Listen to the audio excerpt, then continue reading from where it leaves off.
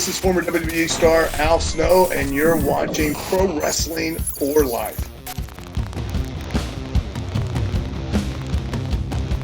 Welcome to another episode of Pro Wrestling for Life, everyone. It's me, two-time WWE Hall of Famer X-Pac, and here's my host. Here is my co-host, Nick Hausman. Nick, please tell everybody what's on the show today. Thank you very much, Sean. Yes, we have a great show here today. Obviously, a huge week in the world of professional wrestling. AEW Rampage with CM Punk on Friday, SummerSlam on Saturday, Takeover on Sunday. We'll try to get to all three here in the news block in just a second. But our first guest up here on the show today was actually at AEW Rampage. He was front row. You probably saw him get hugged by CM Punk just before he cut his big comeback promo. Frank the Clown is in the house here today. We're going to talk to him all about CM Punk. So we're going to not probably talk that much about it here up top because you got like a really long, in-depth Punk conversation coming to you here just a little bit. And also to close the show here today, we're going to have a nearly hour-long conversation with Sean, myself, and Al Snow. Really great talk about OVW, the Job Squad, and just everything Al is really up to right now. And we are going to play a game later with Frank the Clown as well, so that'll be the game segment this week. And, yeah, that's the whole thing. But, Sean, yeah, this was a very big weekend here. A lot of big stuff I talked about. Where do you want to start? What really stood out to you here from the weekend? What grabbed your attention more than anything else of all of the big things that played out here in the past? I don't know what grabbed my attention the most, Nick, but there's a couple things. And, we don't have enough time for me to like hit on everything, but sure. So I'll pick a few things. NXT show was really, really good. It was a banger, man. Yeah, especially with all the reports and stuff of like changes and stuff. They really had to deliver, and I thought they had a really great show on Yeah, man, because one could imagine that like with everything like that we've been hearing and reading about going on behind the scenes at NXT, that could be real demoralizing for a roster and a locker room.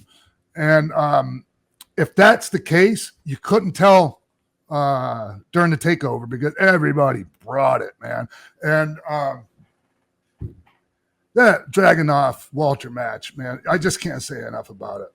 And I mean, I put a little tweet out, just congratulating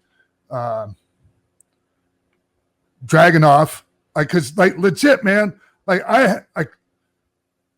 in the tweet I said Chief Jay Strongbow used to say this, and I stole the same from him. Like when I'd come back from a match where it would be difficult for one reason or another, somebody would be like, "Hey, how'd it go?" I'd be like, "I've had easier fucking street fights, dude. Every street fight, just about any of us have ever had, is easier than that fucking match. I guarantee you." Dude, he looked like that's how you should look on the other side of ending an 800-day reign by Walter. I mean, he looked like he was a warrior. It's the most.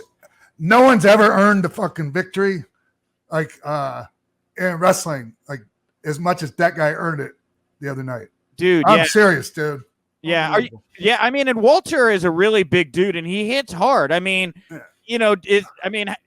I guess you think that it's good to like see all the welts and stuff because I know Bret Hart says like my job is to kick you in the face as hard as I can and make people have differences of opinion on that, and no one. I don't like if two guys have an understanding and they want to go out there and make it a little bit more believable than the rest. That's on them. Like I mean, that means they're just willing to take it further. They're willing to go to greater lengths, and that's admirable to me. I mean, it's not like they were killing each other. It just looked like it. Yeah, for sure, man. Yeah, I thought it was it was just a great night in general, for that show. The main event, Samoa Joe, Karrion Kross, I thought was really good, as well. Yeah. Happy for Joe, too, first 3-time NXT champion. Hey, man, Joe's been out for a while. And, one would be understanding if he came in and didn't quite give that level of performance just because he's been out for so long. But he brought it. He held up his end of the fucking deal, and he did a great job, man. And after being out that long, dude. Yeah. That's impressive as fuck. And Kyle O'Reilly. I've been saying that. I've been dropping F-bombs all show. It's all right, dude. We got more to go. Trust me, there are more. Kyle O'Reilly, Adam Cole too, man. Like what a really, really stiff. And then like if this is Adam Cole's swan song for NXT, which is kind of the tease right now, I mean, really made Kyle O'Reilly at least, I guess, look good on the way out the door. I don't really know what's going to happen with Adam, though. Yeah, that's how you do it. Yeah, obviously, right? So it's the right thing to do. It's the right thing to do either way, whether he's staying or going. Sure. I think Kyle learned that. Well, a lot of fans were upset the night before at SummerSlam because Sasha Banks didn't show up for her match with Bianca Belair. They decided to wait until the match to announce it. They did the bit with Carmella and then tried to, I guess, do a make good or surprise everybody with Becky Lynch returning to take the title from Bianca Belair. How did you feel about how that whole sequence played out at the paper? It just, look, I understand the predicament, Nick. Sure. And there's just an old way of thinking that took over here. And I understand it, but it was just the wrong thing to do. And what? Well, I was going to say, when you say an old way of thinking, I just didn't know if you could clarify that a little bit. Okay, yeah, I was about to. Okay.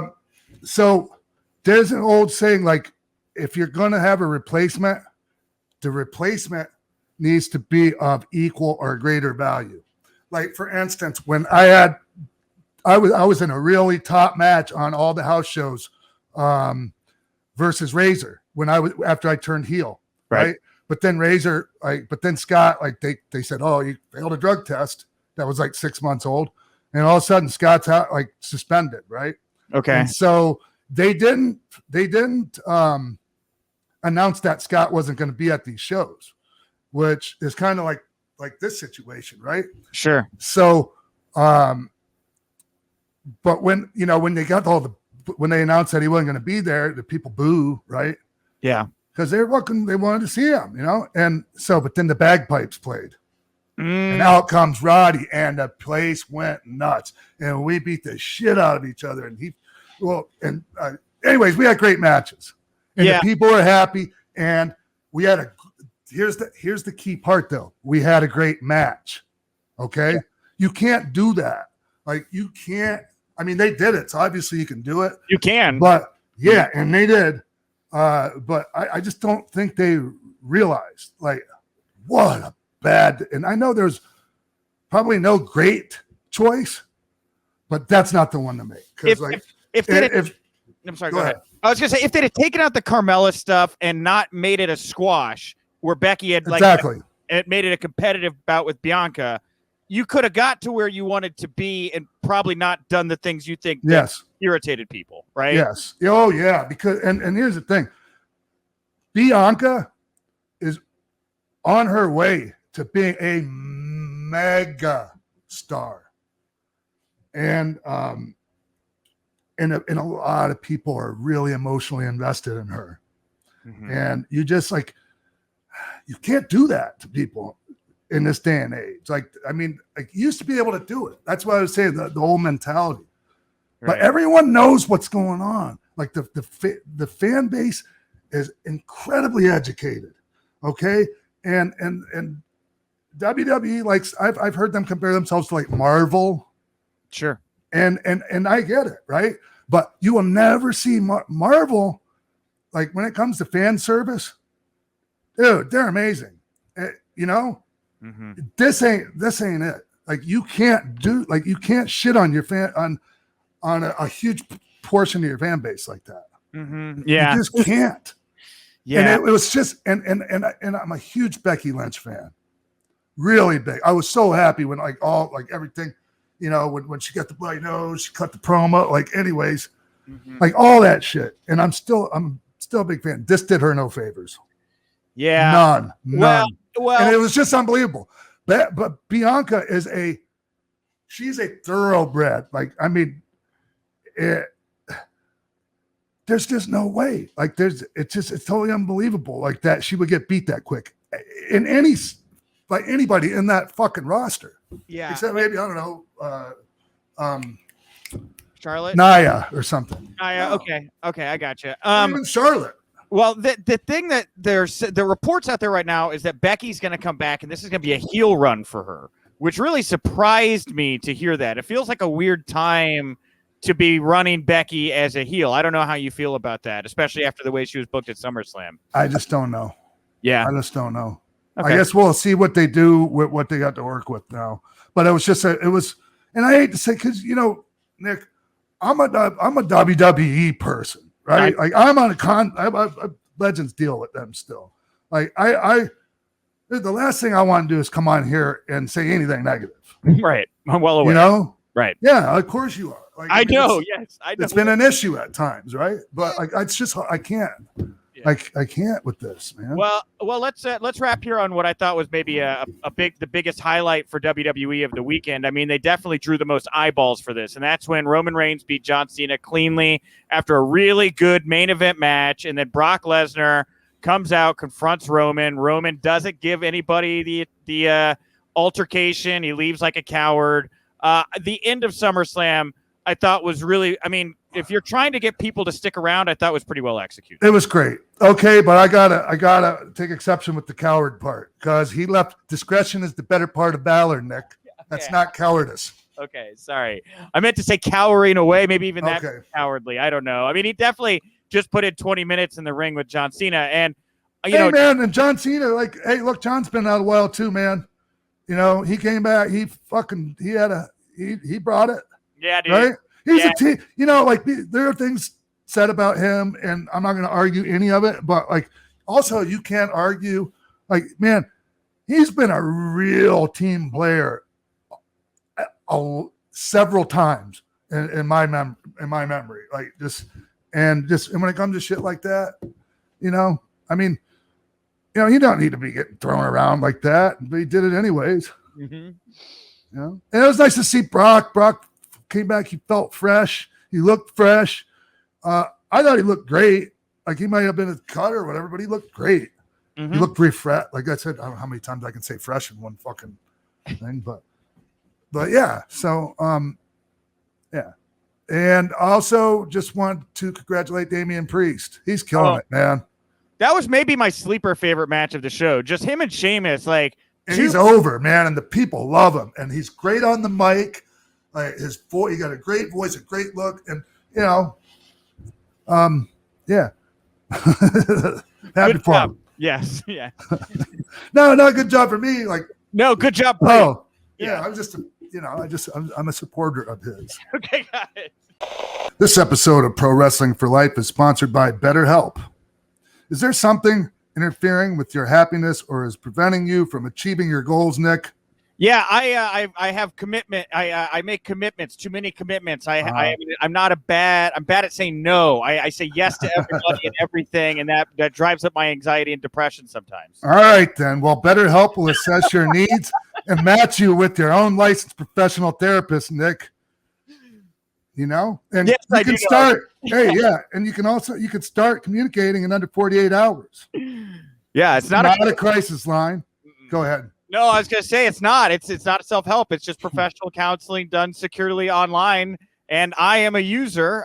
There's a broad range of expertise available, which may not be locally available in many areas. And I know that because I got paired with somebody, Linda, and she has therapy that I've never been able to do in person. That's much better for my brain, Sean. Right on. Hey, so this isn't in the read here, but like I imagine this would be great for people that like live in rural areas. That you know what I mean, like out in the country in the sticks. Well, and just if it's in rural areas, great. But really, right now with the Delta variant coming back, and we're all back we're all back at home, and we're all isolated again. So like it's very difficult to go out and even do anything in the same room as somebody. So if you are needing somebody to talk to, especially during this time, BetterHelp is a really great tool, Sean. I'm glad you brought that up. Yeah. Yeah, man. And the service is available for clients worldwide. Mm-hmm. You can log into your account anytime and send a message to your counselor.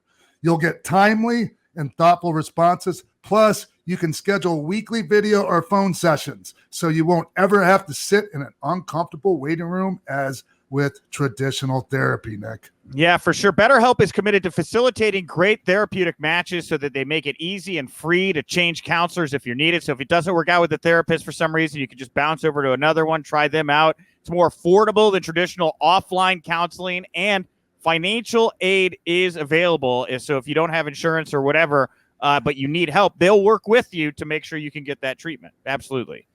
Right on. Hey, so BetterHelp wants you to start living a happier life today, Nick. And so visit their website and read their testimonials that are posted daily. Yep. You go to betterhelp.com/PW4L. That's betterhelp.com/PW4L. Join the over 1 million people who've taken charge of their mental health with the help of an experienced professional. In fact, so many people have been using BetterHelp that they are recruiting additional counselors in all 50 states. Wow, 1 million people. That's impressive. Well, we're all, I mean, it's a tough time, man. I was just talking to my therapist yesterday, and I was like, Delta variant. I feel stress on top of everything else I have to do right now because of this. So, talk about what you would talk about. It's an easy thing to do. Yeah. Yeah, man. In fact, so many people have been using BetterHelp that they're oh shit, you already said that part. I did, but that's fine. You can still take it home, Sean. His special offer for Pro Wrestling for Life listeners, get 10% off your first month at betterhelp.com. Promo code PW4L.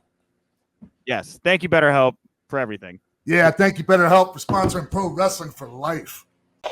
This episode of Pro Wrestling for Life is sponsored by Roman.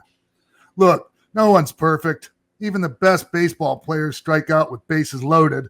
The best golfers sometimes three-putt with the tournament on the line. So if you feel like you come up short in the bedroom sometimes, it's perfectly okay. But if it's bothering you, there are options. Go to roman.com/X-Pac now. Yeah, and with Roman, you get a free online evaluation and ongoing care for ED, all from the comfort and privacy of your home. A U.S. licensed healthcare professional is going to work with you to find the best treatment plan. And if medication's appropriate, it's going to ship to you free with 2-day shipping. I have a feeling medication will be appropriate, Nick. The whole process is straightforward and discreet. Getting started is simple. Just go to getroman.com/XPAC and complete an online visit. Take care of your ED without leaving home. Complete an online visit today to connect with a doctor and take care of it. Yeah, go to getroman.com/XPAC now. Get your $15 off your first month. Look, I mean, there's a straightforward way to take care of ED. getroman.com/XPAC. Get started now. Save $15 off your first month of treatment. Yeah. Thank you, Roman, for sponsoring Pro Wrestling for Life and helping me with my erectile dysfunction. This episode of Pro Wrestling for Life is sponsored by HelloFresh. Fall is busy, Nick, but HelloFresh recipes save time you'd otherwise spend meal planning, shopping, and chopping so you can get back to what matters. Yeah, for sure, man. You're light. Right, yeah. Exactly. And HelloFresh's family-friendly menu is a big win for back-to-school season with easy, delicious recipes for drama-free dinners. Yeah, absolutely. Sean, I got sent my first HelloFresh meal kit. Last night, I spent making these pork and pepper enchiladas here, and everything came in it. All of the meat was right at the bottom, the vegetables on top. I'm a little bit more of a foodie and a cook than Sean is, so I really geek out on this stuff. I had to get right into it. It was nice. After Liz, she took a nap after work yesterday, and I decided I'd jump into the kitchen and make this so she'd have dinner when she woke up for a nap. And I set the table. I woke her up. I brought her out. She says, "Oh my God, Nick, this is beautiful." I've got to share a photo on my Twitter of how beautiful this meal came out. And she's eating it. She loved it. And about halfway through, I go, "Yeah, this HelloFresh thing is great." She thought that I, of my own volition, had gone out, bought all of these things, and made this dish. She had no idea this was a meal prep kit. And so, I think did you smarten her up? I did. Well, midway through the meal, I let her know, no, HelloFresh, they set me up with the ingredients, and they gave me these really easy 6-step, 6 steps on the back to make the meal. And it was a lot of fun. And honestly, of everything I've ever made food-wise in my life, this is like a top 10 dish. I have leftovers in my fridge because there was so much I was able to make with it. Yeah, I heated some up for lunch today. Dude, it was so good, Sean. I am eating beautiful on these pork and pepper enchiladas from HelloFresh right now. Nick is feasting on HelloFresh leftovers, and they are delicious. Yes, they are very good. So if you go to HelloFresh.com/Pro, PRO14, use the promo code PRO14, PRO14, you're going to get up to 14 free meal kits, including free shipping. That is a huge, huge offer right there. So again, HelloFresh.com/Pro14, PRO14. Use that code PRO14. You get 14 free meals, including free shipping. And thank you all so much for listening. And thank you to HelloFresh for sponsoring us. America's #1 meal kit. Thank you, HelloFresh.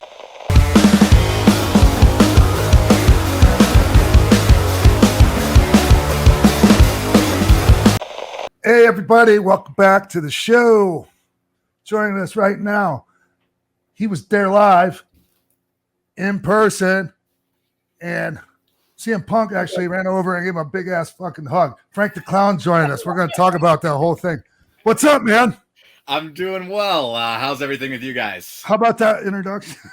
No, I'll take it. Sometimes I get lackluster introductions, but anytime you can include big fucking hug in the introduction, I'm all game for it. Yeah. I'm just trying to spice things up. Like, I get in this fucking rut. Like, so anyways, okay, here I go. Every fucking week I do the show, right? And we do the intros, and I say the same exact thing every fucking time. And it drives me crazy. You know? Now you got to mix it up with a hug. So I think that's anything to fucking switch things up a little bit. There we go. Yeah. But yeah, so everyone was just dying to hear that. So good. It's good audio. This is good content. This is what they came for. Yeah, exactly. Yeah. So Frank, man, I know this might sound like a retort. I don't know. How was it? Yeah. It was just your usual Friday night. That's all. Nothing special went on. No. Yeah, it was great. I'm from Chicago, and there's a lot of history in wrestling here, as obviously you know, and especially with Punk specifically. And it's something where the big moment in Chicago in the past was the Money in the Bank pay-per-view with him and Cena. That's that moment that's kind of looked upon, and really it lives up to this day in terms of crowd reaction and how special it was. But this was different in a sense. It was like a 7.5-year buildup, and it was still a surprise to some people. Most everybody knew he was going to be there, but his name was never actually uttered on television. So the casual fan might not actually know any better. But in terms of the raw hometown emotion, I had never felt anything like it, even compared to that Money in the Bank. I was there for that one too. It was just 15,000 and change people that were all in unison, so happy and so thrilled to be there. It's like you said, Frank. The Money in the Bank thing was incredibly special. It was huge. I remember watching it. Yeah, I remember like going out of my way to see that actually. But yeah, man, absence makes the heart grow fonder, right? That old saying. And like, man, they missed the fuck out of him around there, huh? I missed him. Yeah, I mean, it's just he's our guy in the city. It's always been that way. He's a blue collar wrestler, for the fans, and he's our guy. A guy that wasn't supposed to probably make it to the level that he did, and kind of overcame all these obstacles. So that really resonates with a hardworking city like Chicago.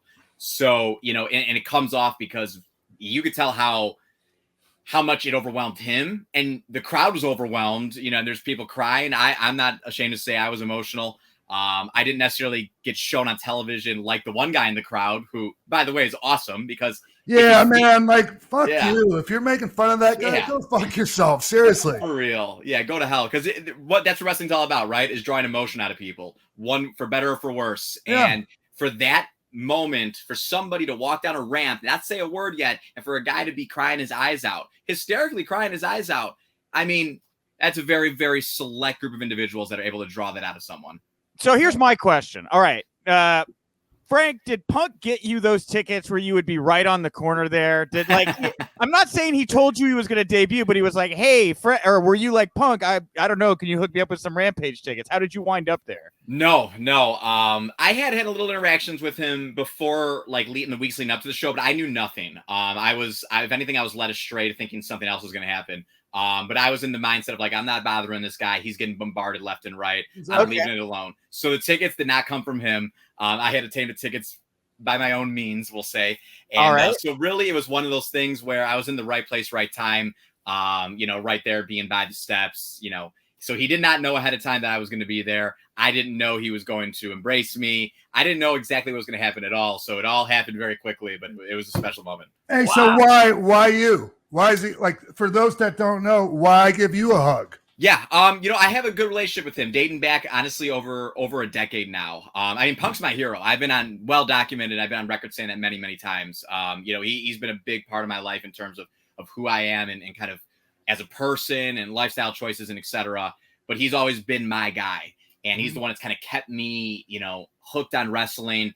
Has inspired me kind of to get into business myself, and I take after him in terms of how I deliver promos and how I talk and etc. We've developed a good relationship beyond just kind of a fan and a performer. That's kind of where it started, but I was going to so many WWE shows 10, 12 years ago that I was just always there. Like I was seeing him and other talent more than I was seeing my own family at points. So basically I was just around all the time, and through that just developed a really strong relationship. And I like to think I'm not too much of a weirdo, although I'm wearing a clown wig and a sparkly sequin jacket in my own home right now. Sure. But yeah, through that, I think we just have a lot of common interests. We share kind of a bond with each other. So to be able to have that moment, I think it meant a lot. It meant a lot to me. I hope and think it meant a lot to him. But it was super special. And again, it's something that I didn't expect it, and it totally, the whole night itself exceeded my expectations. I mean, I remember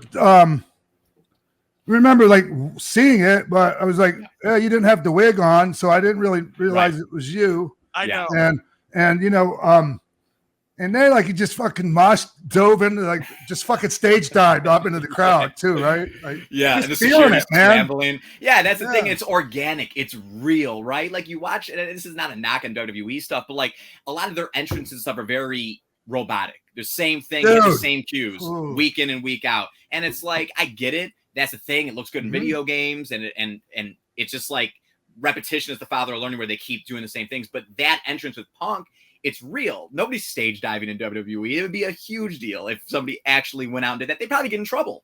So just to have, you could tell in his eyes how real it was. Half the fucking guys, they probably wouldn't even catch him. Right. Yeah. They would just all part like Moses. The sea would just spread. Yeah. Okay, so Frank, that was a really big moment when you hugged Punk. But you had two big moments in one night, because that happened, and then WWE Hall of Famer Mick Foley took to Twitter and said something along the lines of like, CM Punk just hugged my future son-in-law on national television, and that's the nicest thing I've ever heard Mick say about you. He basically welcomed you into the Foley family because of that hug. What was that like to have Mick tweet that out about you? So what's funny was I didn't even see the tweet until the next morning, because my Twitter was kind of blowing up, and Noelle texted me and she's like, "Did you see my dad's tweet?" And I said, "No." And I went and looked at it. I'm like, "Oh, okay." And like you said, he hasn't been necessarily publicly complimentary of me too many times. You've done a lot of interviews with him where you've gotten more out of him recently. I have. Honestly, yeah, it's a reflection of real life as well. I wouldn't say we had the best relationship early on, and moving forward, it's been going on 7-8 years now. I feel like me and good old Cactus are turning into besties. So, but yeah, that was super cool. I don't know if that's some sort of blessing, so to speak, but we'll cross that bridge when we get there. But it was cool to see. It was definitely a blessing, man. It was definitely if you haven't seen it, by the way, go find Frank and Mick from Warrior Wrestling, the greatest beating of a boyfriend ever. Yeah, go. And I'll tell you this too. That was only, there's one other time he's referred to me as a son-in-law, and it was actually that night at Warrior Wrestling. He had introduced me to, I don't even remember who it was, but he introduced me as a son-in-law, and I was like, huh, that's interesting. And that was about 2 years ago now. So that night in itself might have been a night where things had taken another step in terms of maybe winning over the old man. Hey man, are you straight edge? I am straight edge. I figured as much with the fucking wig like that and the whole clown thing. That's the kind of shit straight edge people do in lieu of getting fucked up on drugs. Right. I have my vices, don't get me wrong, but my vices tend to be dressing up as a cartoon character, so to speak, and I like to dabble in gambling in the stock market. So okay. I have my vices. Yeah, I know for sure. But I mean, it makes sense as to why, like, Mick would be a little bit more open to maybe you being with his daughter than say, somebody else in fucking industry. And that's the thing too, going back, is like early on, it's like, he'd rather her be with me rather than, let's say, a Dolph Ziggler or something like that. No disrespect to Dolph Ziggler. No, but I mean, you get it. Sure. Yeah. Sure. Yeah. He's not gonna be dropping Anchor anytime soon. I got it. Wonderful. Yeah. So Frank, I think one of the things that has really endeared you to Mick, at least in my time, because I've kind of been covering both of you guys for a couple years, is your ability to actually take pro wrestling seriously. Like, you have made the transition to do a manager. You're working here in Chicago at freelance with Zello, with Warrior Wrestling, of course, and you take this really seriously. And I think Mick sees that as well. Yeah. Talk to Sean here, and I guess the rest of the fans a little bit about like how you made the leap and like what it's like, what Frank the Clown, the manager, the character, not the super fan, is like. Yeah, so I mean, I always had, in the back of my mind, I going back even like college days, I was a theater major. I have a background and stuff like that. So I was always I had the ability to talk, but I'm also 5'9" and 150 pounds. So I don't necessarily have the physical attributes to hold up in a squared circle. And honestly, I never really wanted to be a wrestler. It wasn't like my dream or anything when I was a kid, but I always felt like I could contribute to the business in some sort of way. And Nick, as you know better than anybody, I had weird internet heat and a stigma attached to me for a very, very long time. Oh yeah. So I took it upon myself to, why don't I tap into this? Like, let's make something of this and try to turn it into something more. And I mean, Nick, you're going to get a put over here. You basically gave me the opportunity, my first time in the ring at Freelance in 2016, and on the pre-show, in something that you had conjured up.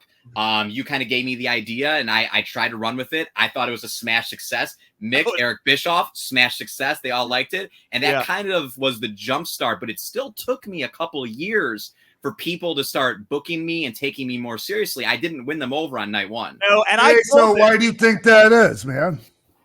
I had, do you think it has anything to do with the whole clown thing? Because I'll be honest with you, like listening to you talk and everything, where does the clown part fit in, right? Yeah, so I mean, I started as just a straight up fan that was going to all these WWE shows everywhere. So I was like the mark of the mark, so to speak. And I'm not ashamed to say that.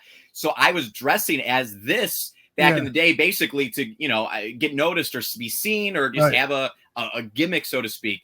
And I was going so often, I had developed, people knew me. I had developed, a weird social media following. But with that territory comes people that don't like it, because wrestling fans love to hate wrestling more than anything sometimes. Oh yeah. So, and then, I developed a relationship with the Foleys and this and that. So there's people don't like that. And people don't like being happy for others. And it's just one of those things where I already had that heat and the stigma built up, and I like to think I'm a pretty good guy. But contrary to popular belief, not everybody always agrees, but it's mostly the people who had never met me before. So I figured, hey, let's tap into this. Let's make this. Let's take this in the ring. Let's see who wants to run with this, promotions, and see what I can do with it. And you got to remember at the time too, because like the reason I put Frank out on the pre-show is I was just I usually just throw it on the pre-shows, and freelance wrestling fans are the most hardest of hardcore in Chicago. And Frank had just debuted on Holy Foley on the network. So he had like this thing to kind of brag about, right? So I was like, Frank, let's just see what happens. Just go out there. And like, Frank, you took it from there. Robert Ego Anthony got involved immediately, and you guys have stayed very good friends. Yeah. But like the immediate connection that I expected between you and the fans was there, right? Like they wanted to hate you, and you didn't just take the heat. You kind of started to play with the fans and stuff. And dude, I'm so proud of you, man. Because I remember after that night, I went to freelance and I was like, you got to run with this immediately. It was Ego and Ego, Ethan Page. They put you in the main event that night. And they were like, we don't want to have anything to do with Frank the Clown. We don't want to do it. This was a terrible thing, Nick Hausman, you've done introducing Frank the Clown to pro wrestling. And dude, 2 years later, you were like a top heel for them. And I just thought it was really like a statement about who you are and like how seriously you really do take this, man, that you really went through that period. Yeah, I really appreciate that. Yeah, and it's cool because like the story is still going on, and that was back in 2016. I did not get booked again for freelance till 2 years later, and that was after Rob had really pushed hard, and Rob's very respected. So they said, and I'm friends with the guys and girls that were running freelance, but still, you just don't give favors out to anybody. And I was doing a couple shows here and there, kind of to just get some footage and get some tape out there, but and then come full circle last year. The first ever sellout at freelance at the Logan Square Auditorium was the show called Send in the Clowns that had me and Rob and Kylie in the main event. So, it's cool to see it a couple years later develop into that. And again, if it weren't for that night and that pre-show, who knows what would have happened. You're all welcome. Sean, you have a question or something, Sean? Hey, before we started, we were mentioning a little bit about something you got coming up with Nick Gage. Yes. So yesterday it was announced that next Friday at Freelance Wrestling, it's part of the Second City Summit, which is a collection of GCW, Freelance, Black Label Pro, a bunch of indie shows going on during All Out Weekend.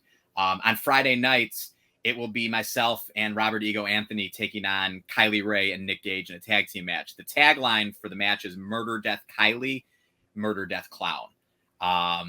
So I've only wrestled in, I believe, 5 matches at this point. I'm a manager at heart. All of my matches have been tag team matches. I've never been in a singles match. I'm not trying to fool anyone into thinking I'm a wrestler.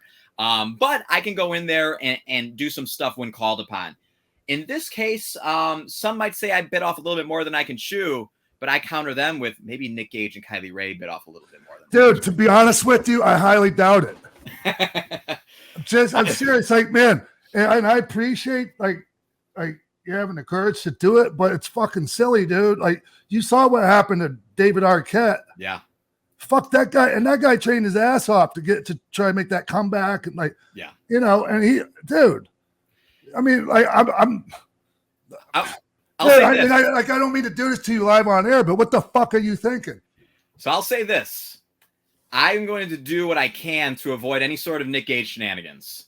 This is not going to be advertised and promoted as a death match. It's as far as I'm concerned. Nick Gage. Well, we'll have to hone Nick Gage in. I will have, we'll have security. We'll do whatever we can. But I'm a little psychotic myself. I don't know how psychotic I am. And honestly, the thing that to me that I've been thinking about a lot is the intensity once Nick Gage is in the ring. You can't prepare for that. I can sit here and train. I've been training a good amounts, and I've been doing what I can. But there's no training preparing for when that psychopath steps into the ring and he's ready to throw down. So I do have a muscle next to me. So maybe I'll just never tag into the match. I don't know. That would be a smart call. I'll be honest. I would buy a ticket just to see how this thing turns out. I mean, but that's the thing. That's the thing. People are intrigued. There's buzz to it now because people want to know what's going to happen. People think they know what's going to happen, right? Like Nick Gage in the ring of Frank the Clown probably means bad news for Frank the Clown, and it just so might happen to go that way. But there is intrigue to it, and if I'm being honest, I have literally no idea what's going to happen. Dude, you're going to spill blood that night. I got face paint, so I just blend right in. Well, I agree with Sean, right? I think this is a fool's errand that you're getting yourself into here, but we'll see how it plays out, right? Dude, you just seem like a really fucking good dude, and I hate to see bad shit happen to good people. You know what it is? You know what it is, Sean? He's married into the Foley family, and he wants to impress father-in-law to be here. I don't know if he's thrilled about it. I don't know if he's thrilled about it. Dude, I guarantee you he's not. Because I know Mick, and I've seen the. Anyways, I don't want to get all up into that. I will be giving him a call this week for sure to get his thoughts, get his advice, see what he thinks. I actually want him to come out to the show if he's available. I want him to actually be there. So see if we can make that happen. Where's it at? It's in Chicago. Logan Auditorium. It's in Hoffman Estates. It's right by the Sears Center or the Now Arena, whatever it's called now, where All Out and everything is. Yeah. Oh, got it. Is this part of the Chicago Summit or whatever? It's part of the GCW Summit. Yeah. Oh, got it. So it's kicking off. Yeah. Where are they gonna? How big's the venue? It's like an indoor soccer arena. So really? It's a couple thousand people, huh? Yeah, it's a decent sized venue. So we'll see how it all draws, but it's not your typical, I guess, like, VFW bingo hall or so to speak, or like a theater. Sure. It's definitely a bigger venue where there's a lot of room to maneuver around. There's a lot of room to put some fans in. Do you know who else on the show? I think Dan Housen's on the show. I believe Effie's on the show. A lot of the local freelance academy kids are on it, getting kind of a big opportunity for themselves. So I think Daniel Garcia's on it. Oh, wow. Yeah, I think Daniel Garcia's on it. So there's some there's a lot of pieces of the puzzle fell into place at a good timing for freelance, as a lot of these guys and girls would get opportunities on AEW and everything. Dude, the fucking Daniel Garcia is great with the Everrise guys. I love those Everrise dudes. They're man. great. So much charisma. Dude, I was in I was going down to Performance Center on a monthly basis and working with all those guys. And and I would go and do to the live events that they would do, the Florida show. They called it the coconut shows. Yeah. But and like they weren't really high on those two guys around there because they weren't like the in vogue style, like they weren't the technical guys. But dude, every fucking night they got as good or better reactions than almost everybody else on the shows. It's undeniable. They're fucking great, man. Yeah. And not everybody has to be the fucking 5-star wizard on the fucking mat and do, dude, sometimes you just need some guys that are entertaining as fuck, and that's them. And like there's something to be said too. Like not everybody has to be at the top of the card of main eventer. There's a role for everybody, and they fill a great role that every wrestling promotion in the world should have available. And AEW capitalized on it. I know, like Noel's brother Dewey. He writes for NXT. He loved those guys. He was trying to get them on TV all the time, and I think it was a battle a little bit. And they were actually starting to get some momentum.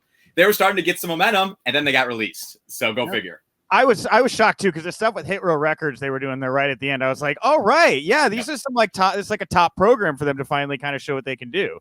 Right.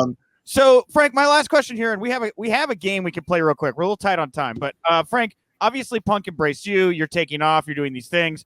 Over under, we see you in like an AEW, NXT. Does Frank the Clown make the transition to like a national TV product?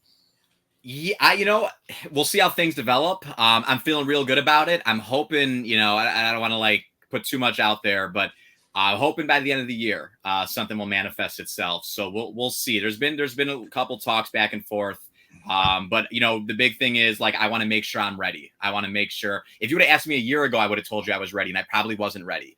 I'm feeling really. You know what? Hey man, it's not bad. It's not a bad thing to be like. Because, like, look, here's the thing, Frank. When you get the fucking call, you're ready, whether you're fucking ready or not. You take, I mean, unless you're really like if you get the call, they obviously see something anyways. But sure, yeah, dude.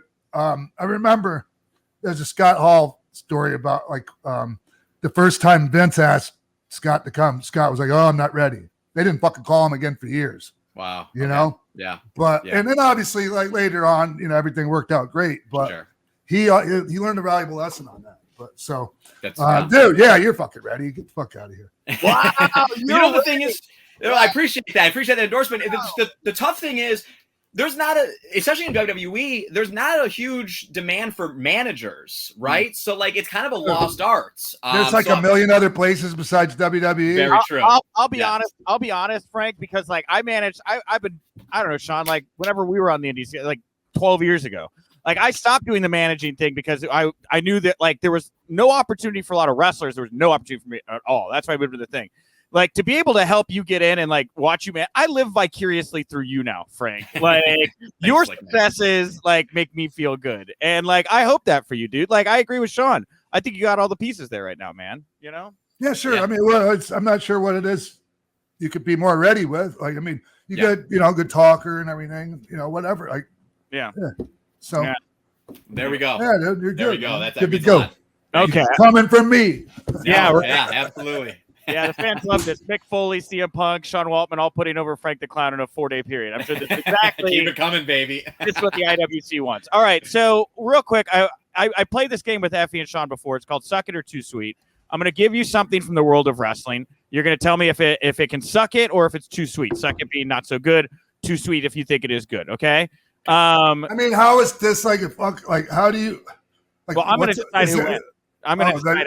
I decide. So you're the all-seen, right? I'm the judge here. I'm the judge here. I'm going to decide based off of what you guys say whether or not you're right or you're wrong. If the thing itself can suck it or it's too sweet. The fix might be in. We'll see. First of all, coming out of SummerSlam, I'll go to you first, Frank, and Sean, then you can answer. Frank, Brock Lesnar's ponytail mohawk can it suck it or is it too sweet? I'll let you answer first.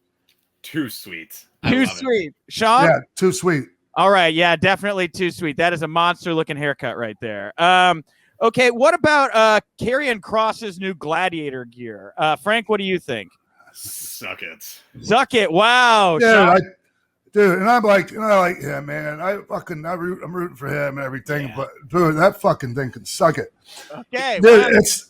I hate that for him. Yeah. It's like they went back to 1996, like, and the same person that was coming up with that shit for fucking the Sultan and all that stuff. Dude. Executioner. Yeah. Yeah, it's like, come on, man.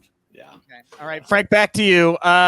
Baron Corbin going broke. Suck it or too sweet? Oh, too sweet. It's incredible. The videos they've been running with him in Vegas where he won $100, he won a couple $100, and then inevitably it's going to end in terrible luck for him, which it has. I saw one today. Incredible.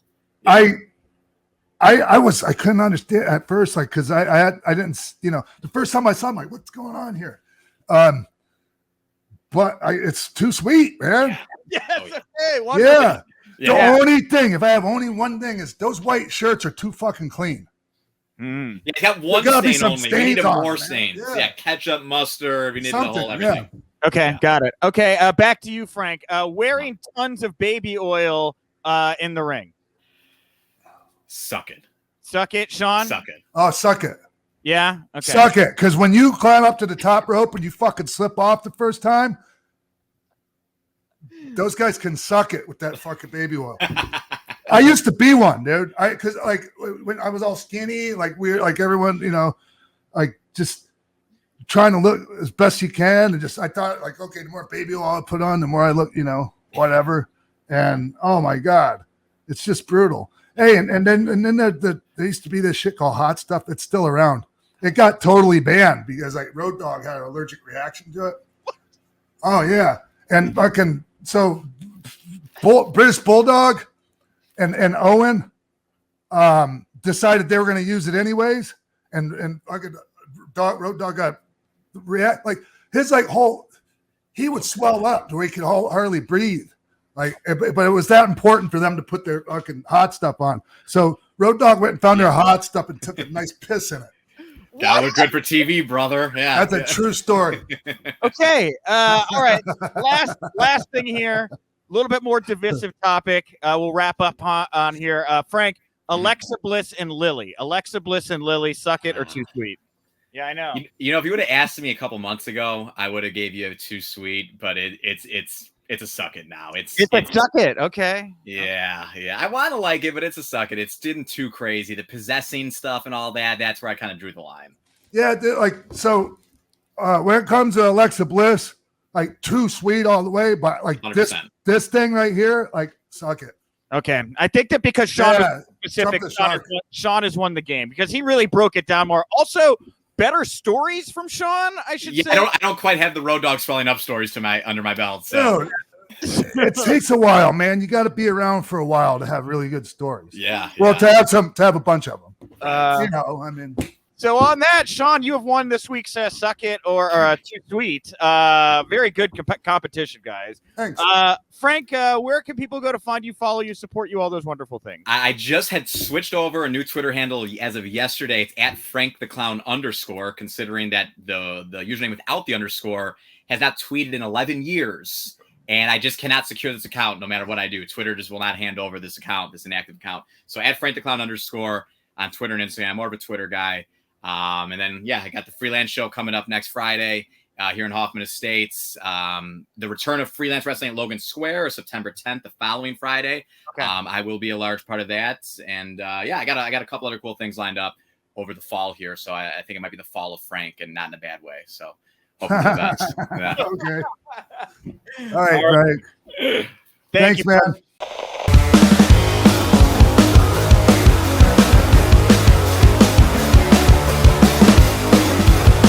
Yeah. How is everything? It's going good. Once we got past the COVID thing and the restrictions and everything, it's kind of really picked back up again. And, this summer we had a bunch of fairs and festivals, a bunch of block shows that we did. Yeah. So the guys were working anywhere from 3 to 5 times a week when you count TV in there. Wow. That's great, so, man. Getting a chance to. Hey, so Al, real quick. Yeah. Hey, can you, for those that don't know, like you bought Ohio Valley Wrestling. And, I bought OVW. How did that come about? Well, I kind of moved back into Louisville I always had a home here, and I moved back, and I got to coming down and visiting around again with OVW, with hanging out, and I was talking to Danny, and Danny one day just kind of jokingly said, "Hey, you ever thought about buying a wrestling company?" And I was like, "Well, no, not really." And then I met one of, Did you ask him if he wants to hold the note? yeah. Well, of course, Danny, he's too cheap. He ain't gonna hold nothing. He's got alligator arms when it comes to reaching in his pockets. But I met one of my business partners, Chad Miller. He was the head of the Boxing Wrestling Commission at the time, and I went down. I totally went down to address the fact that there were no standards as far as wrestling training was concerned, and I felt that there should be, that they should set standards. Not just at shows, but actually at the training level, at the actual training level, because Sean, I think it's an insult that, like my wife is a licensed masseuse. Okay. Not taken away from, being a licensed masseuse. I'm not disparaging that, or a beautician or a barber, or even a mortician. Okay. Yes. But every one of these other licensed trades has to attend a state accredited trade school, has to be taught by a state accredited teacher, has to complete a certain number of hours of education, and then they have to have a certain number of hours of residency, of experience, before they could even get a license to perform the trade. Right. And I just think it's ridiculous that in professional wrestling, remember when you broke in, like Malenko, like he took a risk on you because you now carried his name around. That's right. And if you were the shits, then Malenko was the shits. And that was why guys were so resistant to train guys. They weren't willing to just take anybody in. And those days are gone. I can think of like one person off the top of my head that became a pretty well-known star. Mainly, he became a star in WCW, but then came to. Anyways, it doesn't matter. Like, he showed up for like 3 weeks at Malenko's school, and then like tells everyone Malenko trained him. And real great guy. Yeah. But, but then you go out and you watch him doing his shit on the mat and everything. And it's you like, can that's tell. a Malenko student? What the fuck? Yeah. And that used to carry a lot of weight, and because guys would get blackballed from the business, they couldn't make a living if they didn't. If Malenko didn't teach you what you needed to be taught, and you ruined business somewhere else, that hurt him. And so that's gone now. And so I hate to reach out to a commission or anybody, but I went to the Maryland Commission. I went to the commission in New York. I went to the commission out in Oklahoma, down in Louisiana. And I personally went to the board of directors here at in Kentucky. Everybody turned me down. I mean, nobody had an interest. But that was how I met Chad, one of my business partners. And then one thing led to another, and we ended up buying OVW from Danny Davis. Hey, Al, like just on that part you're talking about, there not being any interest in that. Like the first time someone gets killed at somebody's half-assed training school, I bet you there'll become some interest. But there have been kids that have been killed. And there was a kid a couple of years ago. That's why I went. Was the summer of that year that I went. There was a kid out in Oklahoma that had barely been trained or poorly trained, and he went on a show. And Oklahoma's a commission state, right? And the person gave him a spine buster. He hit the back of his head. He had edema, brain swelling. Mm-hmm. He was in a coma for like 4 or 5 days, and they pulled the plug on him. And I was like, "This is ridiculous," my a kid in Dayton, Ohio, several years ago, somebody in practice was trying to do that move that up in WWE. He had a mask at the time when in Ring of Honor when he would do it. He'd brain bust the guy on the top turnbuckle. I've taken that. Jesus. Once. Oh my God. Well, so the guy broke his neck and killed the kid. Oh my the God. kid died from it. So, that's going to, every time you go in the ring, there's a risk, physically of, of course. You could suffer a life altering injury. You could die. I mean, I broke my neck twice in the ring. I have too. I broke my neck twice too. Didn't even know it until years later. So, you can't, and if you don't have the proper basics and fundamentals, and you don't understand what it is you're doing and how to move yourself and move another human being safely, the risk goes up exponentially. And I just thought that it was I just thought it was ridiculous that we don't have some kind of standards as far as professional wrestling is concerned. Interesting. I didn't think we were going to be talking about like commissions and that, but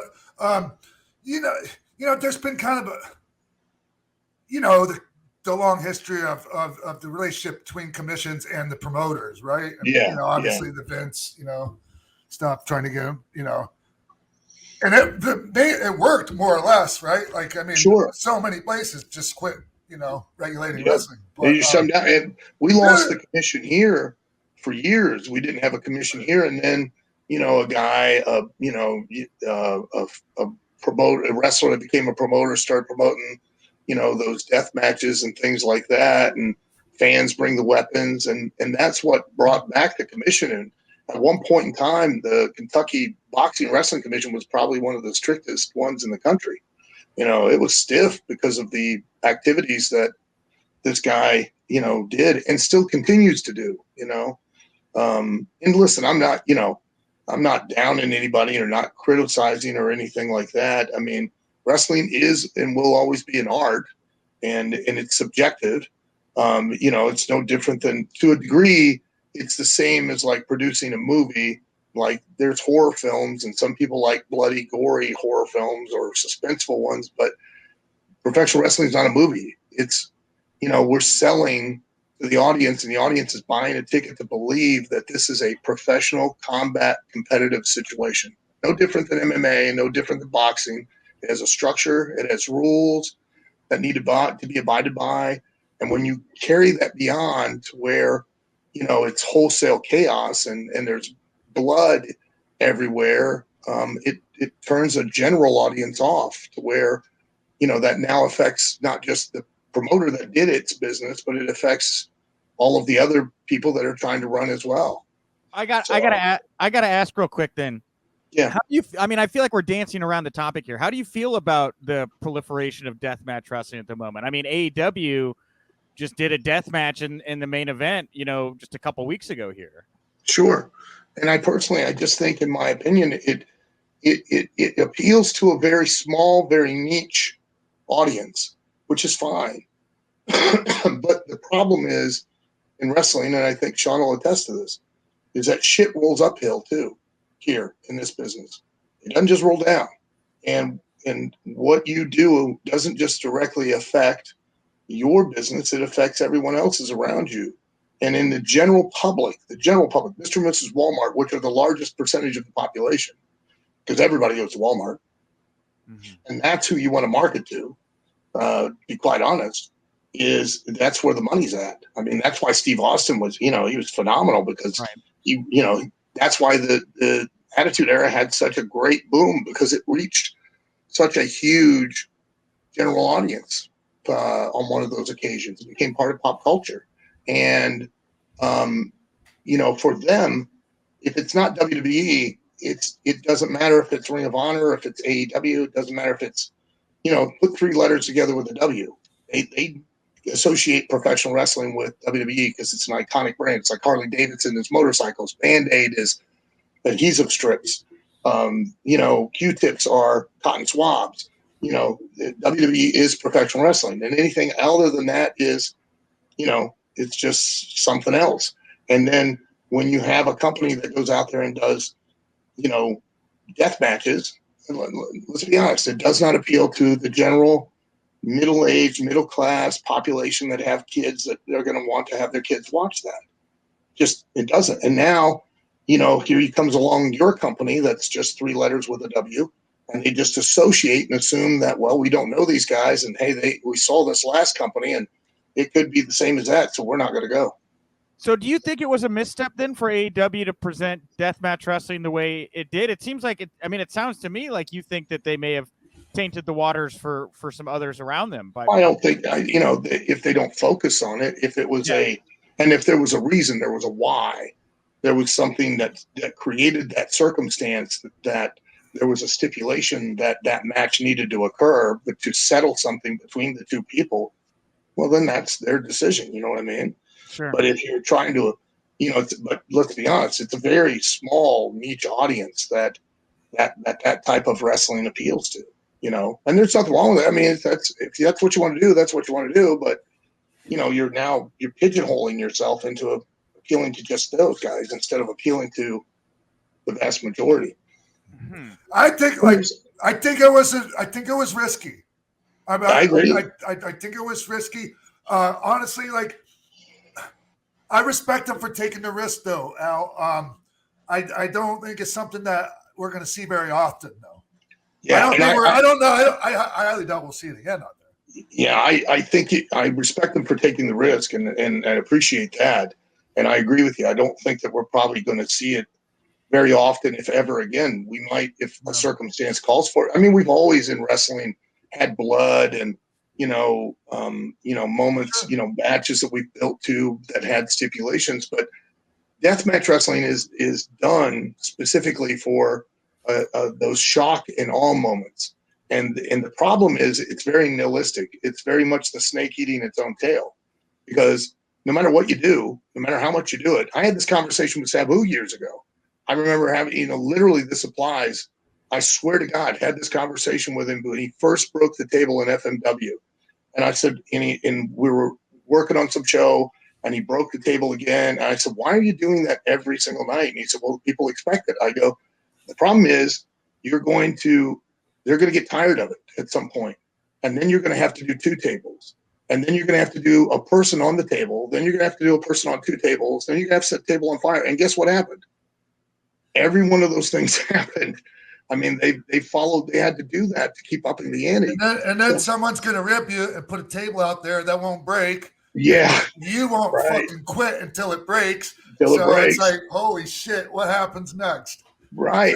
Now with the death matches, you've went from, barbed wire baseball bats to now literally panes of glass. Guys are taking bumps through panes of glass, and they're risking their lives. That Nick Cage, God bless his heart. I mean, he almost died. When do we say, okay, that's enough? Because that's what it is. Because the audience was shocked for 6 months ago by seeing the guys, now they're taking these sticks and jabbing them in their heads. Yeah. Or before that it was the staple gun to the head. Well, now it's these bamboo sticks in the forehead. Well, then where do you go from there? You know what I mean? I saw some guy had a piece of metal that was hammered in the top of his bald head, and they had to pry it out. It was like a cap that you put on the bottom of a chair, and he had to dig it out of his scalp. Where does it stop? And with the with COVID and with Hep C and HIV, you're risking the audience too. Yeah. And the audience is not going. The majority of the audience are not going to pay to come see that. Like that. I mean, I didn't know we were going to get up on the death match. Yeah, I didn't either. Didn't really.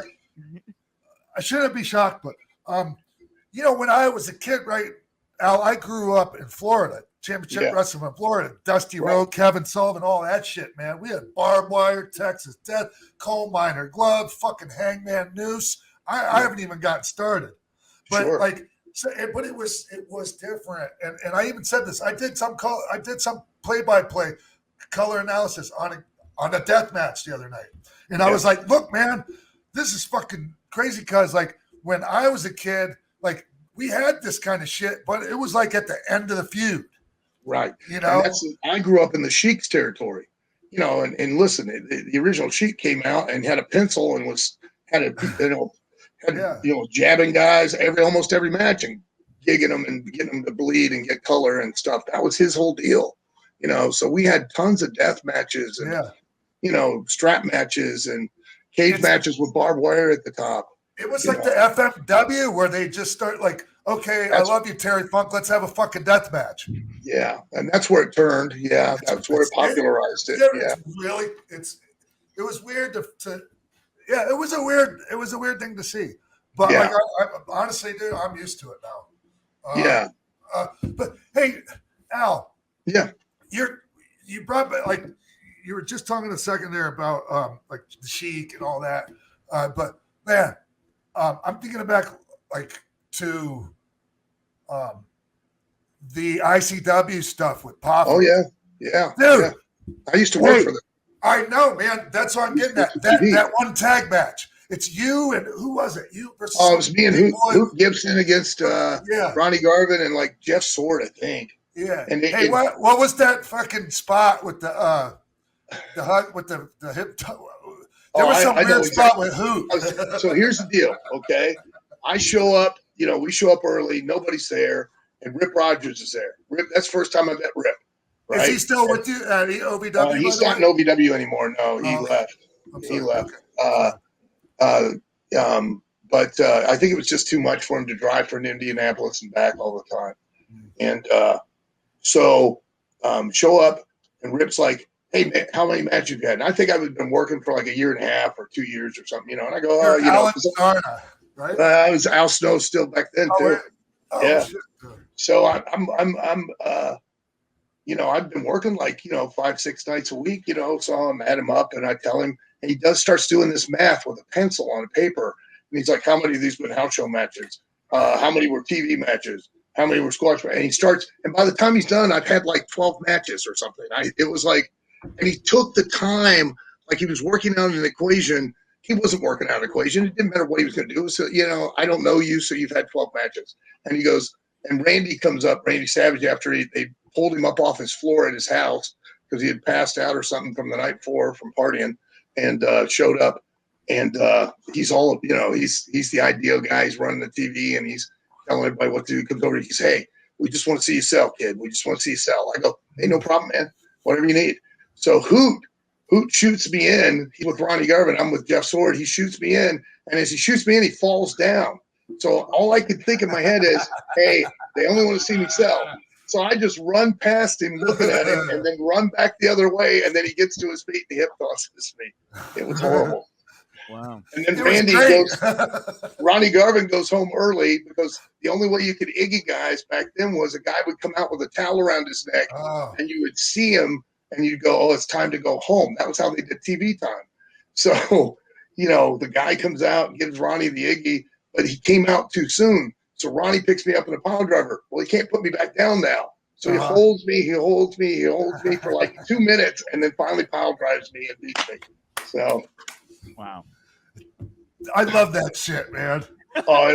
Dude, I like one of my I did this Get High Watch Wrestling show with Ron Funches where we do like Mystery Science Theater of fucking botches.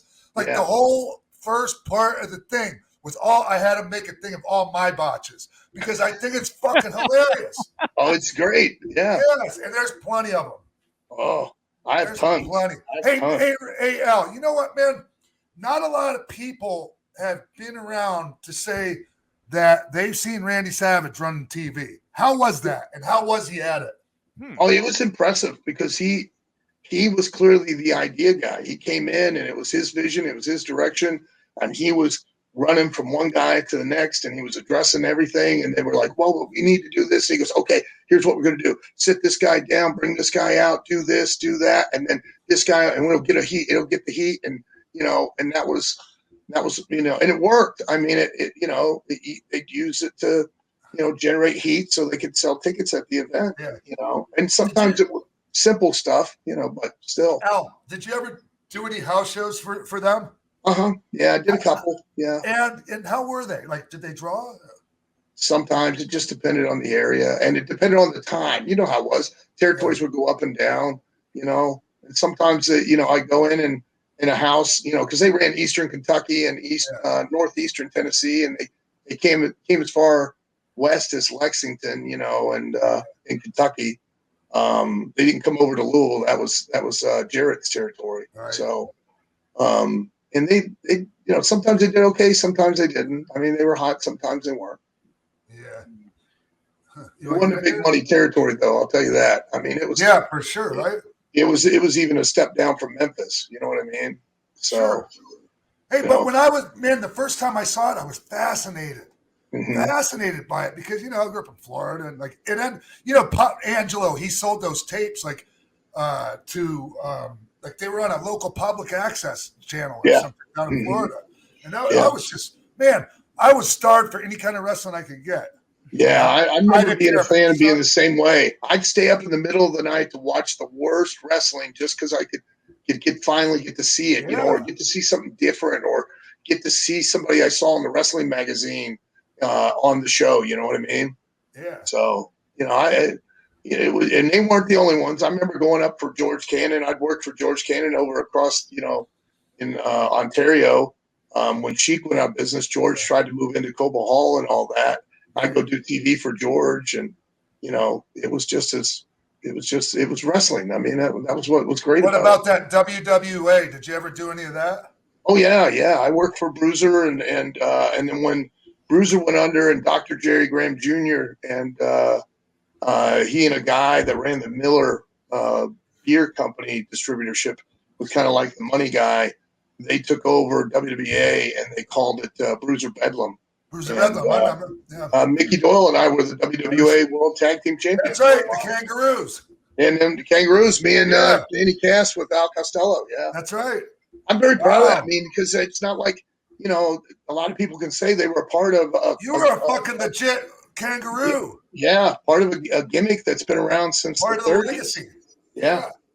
Heffernan and some fan at a signing brought me. Al used to have, and he showed me one. It was a pamphlet that if you folded it out became a wall poster. Yeah. And it had photos demonstrating different hooks and switches and reversals and wrestling holds, and then it gave you the rules of wrestling, tag team wrestling and singles wrestling. It was awesome, and he gave me a photoed copy of it.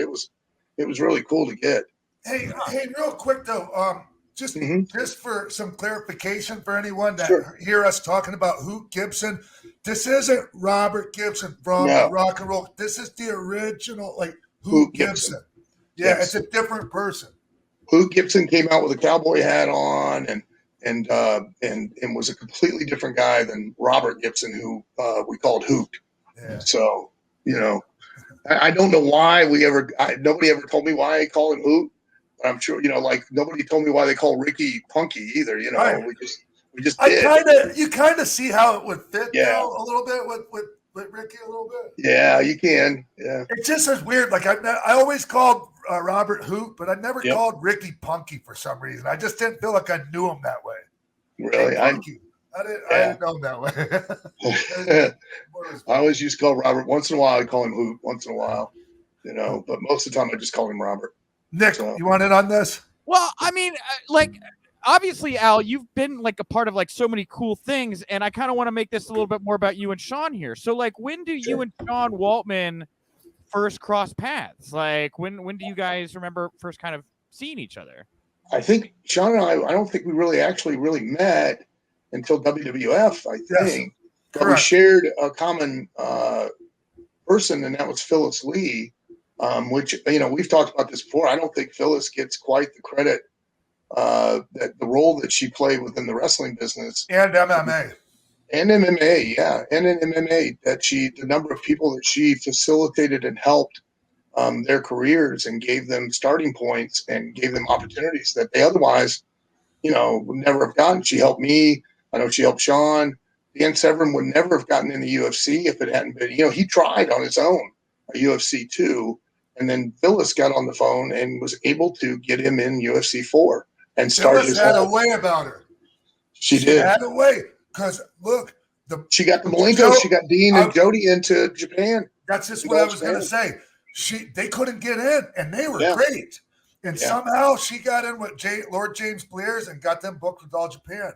Yeah. Yeah. She'd get on the phone, and she wouldn't stop until she'd get the person booked. She helped Sabu, She facilitated a lot for Sabu too. Yeah, so we had a lot of common people that we knew, Nick. Okay, and there was a lot of like you were in kind of with Dennis Carluzzo too. Carluzzo, yeah, it's just like I was. And the wrestling business, when you get to a certain point, is really pretty small. I mean, it becomes really, really tiny. And hey, so Nick, real quick, we're talking about Phyllis Lee, and I've mentioned this before on my old show, but I have to bring it up because Al Snow's head, his fucking styrofoam head with the wig, is Phyllis. That's Phyllis. That's who that was, right? Am I wrong? Well, there was one time in ECW, I did a thing where I was supposed to talk, and I kind of imitated Phyllis and used it like it was Phyllis's voice talking. So, did you so like from then on, I always told everyone the head is Phyllis. yeah, yeah. So wait, what did you think of Sean when you finally got to see and work with him, Al? I was always a fan of Sean's, and I was excited to work with him. And I remember I made some comment. I wasn't trying to be smart or anything. I just made some comment about, like, on the independents, like, if the two of us got to wrestle, like, that would be a big thing. And then the word went out in the locker room that, like, I was the independent kingpin or something. You know what I mean? Fuck, Al. Oh my God! So you had to. But I was just excited. I was just excited to get to work with him, and the opportunity to do it. And I was just trying to put him over. So you know that. So that reminds me of this. I got to tell the story now. You'll appreciate this. Yeah. I have my big fucking match where I beat Razor. Did 6 weeks until the rematch because I had to go to Japan. I come back, like, finally have the match. It does a 3-2 rating, which was a hell of a fucking rating at the time. Back then, that was enormous. Yeah. So the next week, I'm in the fucking locker room at like a house show or whatever it was. And I'm like, hey, Scott, did you hear what we did? We did a 3-2. Every motherfucking eyeball in that dressing room popped up. Yeah. And I wasn't the 1-2-3 kid. I was the 3-2 kid for fucking, I don't know, 6 months. Yeah. It was great. And I deserved it. Yeah, but that wasn't, but that's a little bit different than they just fucking with you. To be assholes. Yeah, but it's the way the boys keep you from believing your own publicity and letting your head get big, and then not doing business, and that's all it is. It's all the kind of intrinsic things about the etiquette in wrestling are really just because you got to believe that the crazy thing about wrestling, it's such an oxymoronic fucking situation to be put in, that you got to believe that you're a wrestler. Then you got to believe you're really going out there and to whip somebody's ass. When you go out there, it's your responsibility to make yourself a star, but at the same time, you got to be willing to do business with the other guy, and the other guy's got to be willing to do business with you and make you a star if it's up for you to be the star that night.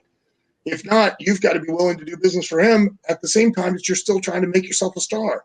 And at the same time, you got to try to hold on some semblance of fucking humility and not take yourself too serious and think you're this big of a fucking deal. That's right. Like all of those things all at once. Yep. Now do it. Because, and then you get guys that go to the gym and they're like deadlifting 600 or 700 pounds, and you're standing there like, hey, why are you lifting that much? I'm just going to get up for you for the slam. You're not even picking up 210. So why are you picking up 700? It don't make no sense. Or I'm a legitimate badass. Well, great. But that when we get in the ring, we ain't going to neither one going to do anything legitimate in the first place. So I'm going to work with you and you're going to work with me to convince the audience that we are, and we're going to sell. So you don't need to be a legitimate badass. But that's the wrestling business, and that's why we love it. It's because it's so weird and screwed up. So I wanted to bring up, so Al, we talked for Wrestling Inc. a couple months ago, and there was a conversation that came up, and I don't know if Sean had any thoughts or whatever, but we were talking about Job Squad, right? You're obviously wearing your black and white Job Squad shirt. Sean's wearing his black and white DX and NWO shirts. Very appropriate. I'm once again dressed like I'm going to a Jimmy Buffett concert. But Al, you talked about how like the kind of rebelliousness of the Job Squad kind of helped to inform what would become the attitude of DX. I don't know if you wanted to kind of refresh. Well, I did say kind of the week before, when there was an angle where we run out with Mick, and then the following week Mick was with DX, and I think that they thought it fit better with DX than it did with the Job Squad, and it probably did. What was it when you won the title?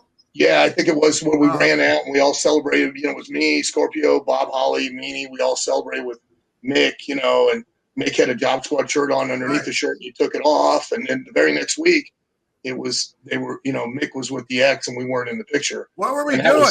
I remember him winning the title and us coming out and getting involved in that and lifting him up on. It was the very next week that you guys got involved with Mick, and then we were no longer in the picture. So I think somebody was like, well, that'll work better if you do it with these guys instead of us. Or like, hey, this is good. Let's take it off them and put it on these guys. That happens, because they probably were thinking Mick would have given us the rub where instead, which they probably thought that DX needed to give Mick the rub at the time, more so than Mick. Dude, we were giving each other the rub, though. That's what fucking the creative didn't understand at the time. You know what I mean? Right. Like it was just as good for us as it was for Mick. Oh, and it was good for everybody. Yeah. You know what I mean? It worked for everybody. So, Yeah. you know, and we went off and did other things, so it didn't matter. You know. Yeah. Okay. But that's what I meant was that we started the week before, literally the week before it was, we come running out as a group to celebrate with Mick when he won his world title. And then the next week, Mick was with DX. And I think they just felt that Mick probably could have used the rub more from DX than giving us the rub. And so you mentioned something like this, and then wrestling media took it and fucking ran with it. That's why I wanted to clarify it again. Make some clickbait on this. And then make it. Yeah, which I got to tell you, I feel flattered when people use me as clickbait because it's like, wow, I'm still over enough to where people give a shit about what I say. And I try to say something to annoy people to some degree on every podcast so that I can get interest and keep relevant. But I'm still waiting. Yeah, I know. I'm working on it. I guess I haven't heard anything yet. I just personally really enjoy that story because I remember that period so vividly and how much I loved Mick being a part of the Job Squad. Yeah. And didn't really remember exactly why it had happened, and now I know it's not directly your fault, Sean, but it was you guys. No, it was all my fault. It was my fucking idea. Yeah. No, it would be creative that thought that it would work better the other way. So shit happens. Hey Al, I don't know if I've ever asked you this or heard or read you comment on this. How your feelings of Avatar? Avatar? Yeah. If I knew then what I know now and were focused on then what I know I should have focused on now, I could have worked that gimmick and made it a success. Really? Yeah. I realized. Sorry, go ahead. No, I realized that, and I tell the guys here when they go to the ring, they're 100% responsible. Was it a handicap when you come out at first? Yeah, but if I'd have done it right and worked it the right way, I could have made it work and could have made it more successful than I did. So okay, Al, that's like a nice way of trying to take some responsibility for it or whatever. But you were fucking shackled and handcuffed, bro. Well, I was hamstrung, and not to mention, I come in, and at that time, you remember back then.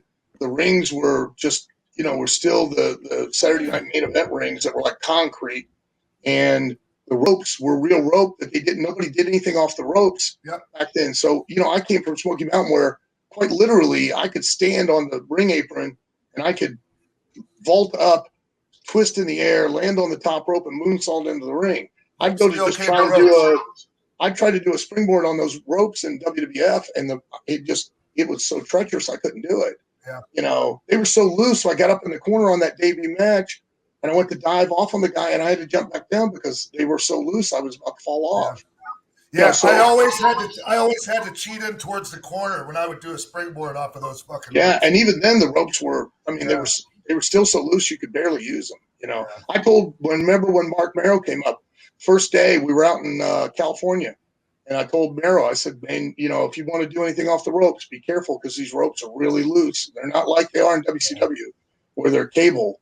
These are real ropes and they don't tighten them up. I'm a Southern Wrestling ring fan. Cable ropes, 18 foot. Like the shorter ring keeps the action tighter. Keeps it faster. That's just me. I agree. And then if you lower the ropes, it makes the guys look bigger too, Yeah. And in the Southern territories, there were some smaller guys even back then. Height-wise, they were still bigger, thicker guys, but they were. Kevin Sullivan was never a giant, but they'd lower the ropes just a little bit and made him look taller that way. Dude, but his fucking back and shoulders and them tree trunk legs. Oh, and his legs. Jesus Christ. Just incredible. Man, I was so scared of him when I was a kid. I am not gonna lie, Al. Like he was legit the fucking devil when I was a kid. Mm-hmm. And he was a legit badass too. All the boys back then were. I remember my first live wrestling match. Somebody reached over the guardrail and boom, smacked him in the back, and he just boom. It sounded like a watermelon exploded. Listen, terrible. I was like 19 years old. I was in the business. I was in a locker room, and the original Sheik walked in the locker room, and I was like getting scared, from being a kid, because everybody was adults were scared of him. As a kid, I was terrified of him, and I just was scared to death of him when he walked in the room. And he was, Sheik was not a big guy. The original Sheik, Ed Farhat, was not a huge guy. Right. But like when he was really young, he looked great and in shape, but like he wasn't a huge man. You're right. Yeah. No. Yeah, when the first time I met him they were on their way back. I'd already met Sabu, but they were on their way back from Japan. We were all on the same flight leaving Japan. He had just gotten out of that fucking Inferno match where he got burned. He got burned. Yeah, and he almost died from that. Yeah, man, that was so crazy. Yeah. Oh, and he was just. I mean, it was crazy that he was getting on the plane all burnt up like that. Yeah. Holy shit. They wouldn't let you on the plane like that nowadays. No way. Back then, man, you get away with murder on the plane. That was one tough old dude. Let me tell you. Yeah. No shit. Yeah. No kidding. But I remember being, in the locker room with him and being afraid of him and being afraid to approach him, and he was not a big man, but it was just the way that he carried himself. And, people used to run from wrestlers. Hey, so since we're talking about that, yeah. Unless you gotta go like, my favorite, like one of my favorite wrestling documentaries is I Like to Hurt People. Yes, I remember watching that. I remember watching it on VHS when it first came out years ago. And it was the documentary of big time wrestling and the Sheik, and and then to grow up and then to actually get to work with a lot of those guys, Bobo and Bobo used to love me. He wanted to work with me all the time because I was loose. I wasn't tight with him, and I'd do whatever he asked. And it was awesome to get to work with a guy like that. He was a huge star. He was the actual second huge star. Yeah, he was the second African American world heavyweight champion in the history of wrestling. Yeah, they didn't recognize it, right? Like a lot of people didn't recognize it, but he actually won the title. He won the WWA title out in California. Yeah. Yeah. Oh, okay. That's what it was. Yeah. And then before him was, I don't think it wasn't Sailor Art Thomas. I can't remember the guy. Bearcat, right? It might have been. I'd have to look it up, but there was one guy that was before him in the 60s that was the world champion. But that I Like to Hurt People, man. Remember that guy? He had that Stop the Sheik campaign. And yes. It was so great, man. I highly suggest people go out and try to find that. Try to find it. Yeah, it's got to be on the internet. It's got to be on YouTube. Dusty's in it. Andre. There's a cool Andre segment in there. Just all kinds of great shit. Detroit Sheik's territory was kind of the WWF of the day, and the deathmatch wrestling of the day at the same time. I mean, it's fascinating that the fucking the main draw of this promotion for years was the heel. Mm-hmm. Not a baby base. They didn't have they would bring in baby bases, right? Right. Yeah, it's so crazy. And some territories were WWF's always been kind of a babyface driven territory. Memphis, it would run hot and cold, but it would switch back and forth between them. Babyface would have a run for a very long time as champion, and they'd bring heel after heel to feed the babyface, or they'd switch it up. But Detroit was primarily a heel driven territory. You could put a heel on top and then feed them baby faces one after another, and they'd just draw. I mean, business was so strong in Detroit. Bruiser ran opposition to Sheik one time. They both ran on the same night and sold out Cobo Hall and sold out the Olympia and turned people away from both places. Oh.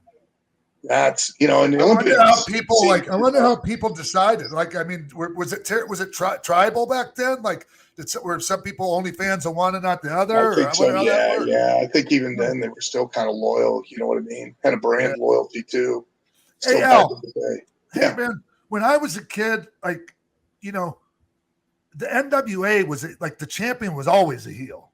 Sure. Almost always, right? Like I remember, like I was excited when the babyface won, but when the babyface came down, it always sucked because like when Kerry Von Erich won the title, like it was supposed to be Flair coming through and having fucking title matches with all these top guys, Billy Jack, Dusty, different people. And it ended up being Kerry. So the world title match was Kerry versus Ron Bass. Like nothing against Ron, but no one wanted to see Ron win the title. And it was just, it was so cool to see Kerry Von Erich the champ, but it didn't work out well.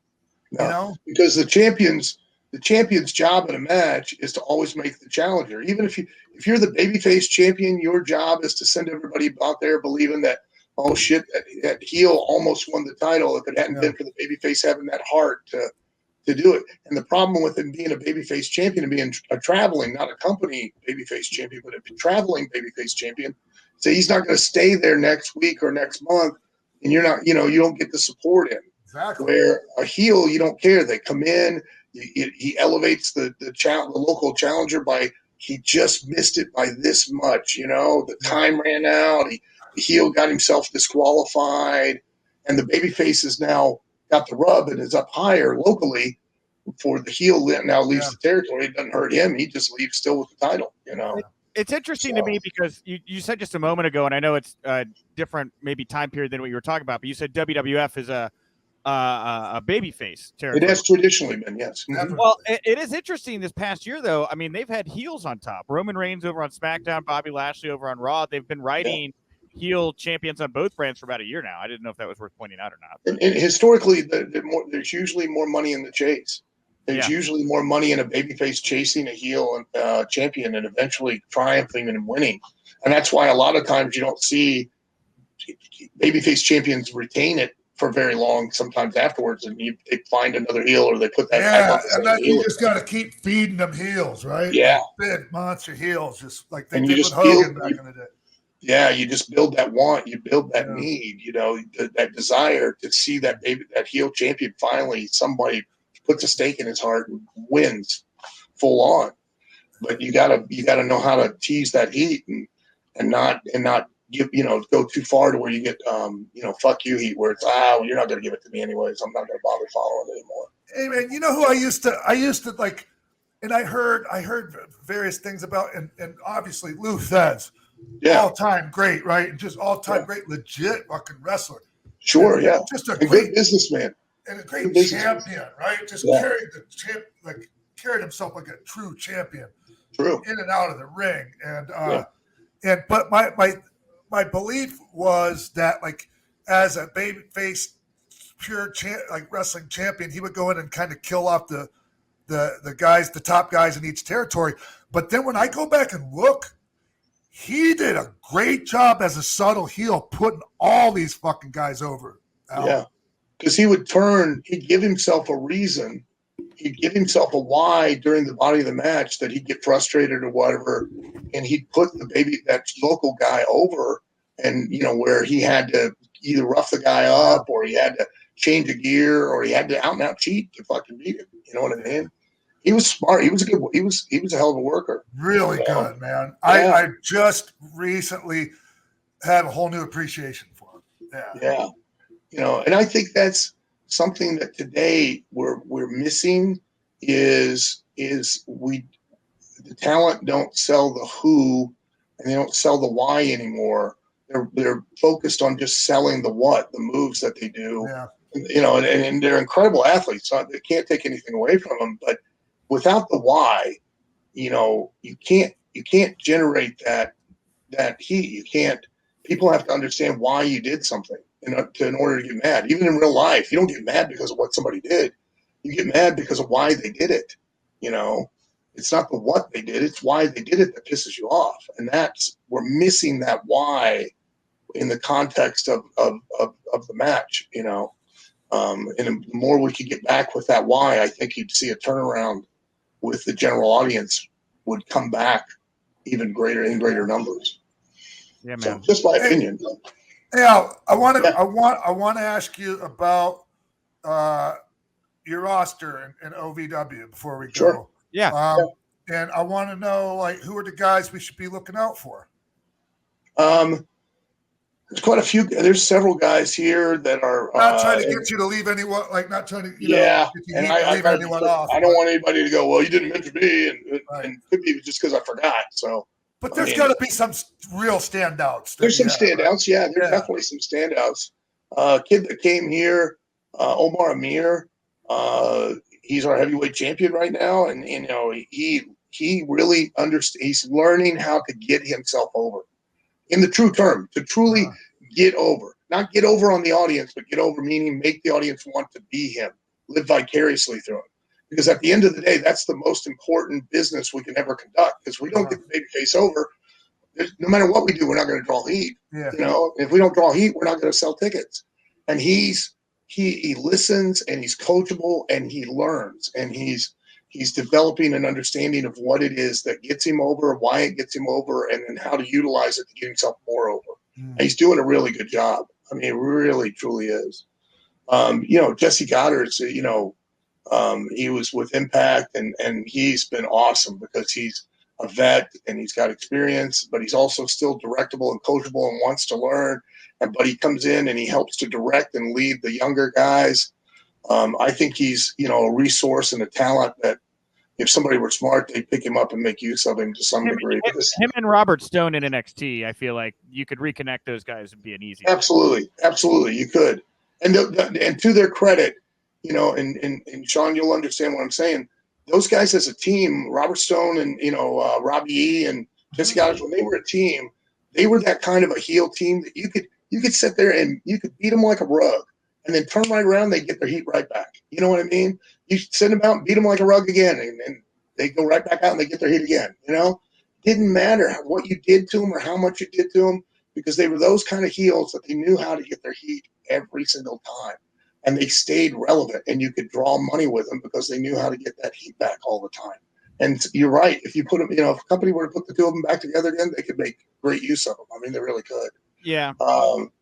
And there's a girl. She's 18 years old. She's rough around the edges, but man, she's got charisma and she's got a personality. Her name's Haley J, and she could be a star. I mean, she really could.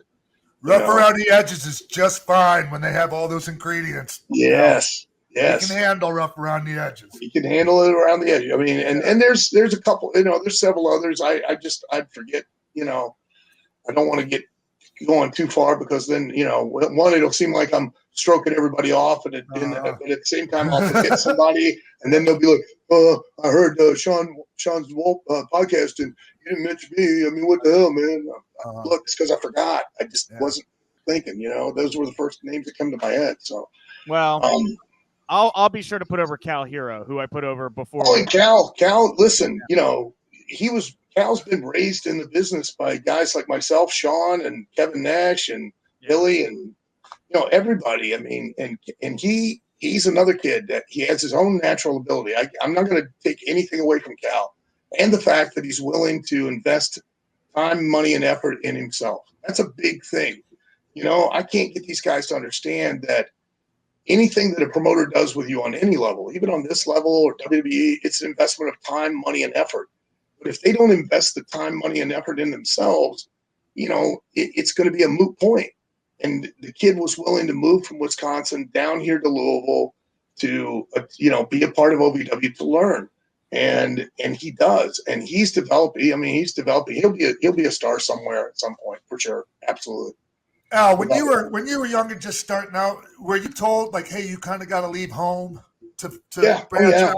Like, yeah, you got to go. People don't understand, and it might not be as big of a thing because everything is seen by everyone now, but it's still to go out, to leave home and go out and travel and take chances and get your name out there in different places. It's so important. It is, and for get out of your comfort zone, and for you've got to perform in front of different audiences so that you can start to understand what works for you, why it works for you, how much you should do, how little you should do, how long you can take it. You know what I mean? Yeah. And the only way you ever learn those things is if you just go out there in front of different audiences and not be afraid to make mistakes, take chances. Don't use that stupid 7-step formula that everybody teaches nowadays. That thing is so bullshit. It doesn't work. It never has worked. It was taught. It was done for two guys that were too green to work with each other, and it was a way to paint by numbers. Paint by numbers. Yeah, so you didn't expose the business. You know what I mean? Yeah. And now everybody has to do it exactly the way that's done, and it's like, I mean, shit like that should be a basic, rudimentary, shit. I mean, I'm fine for hey, the basic outline, but man, yeah, I'm with you on that, man. It's my opinion, and here's my controversial. This will upset some of people.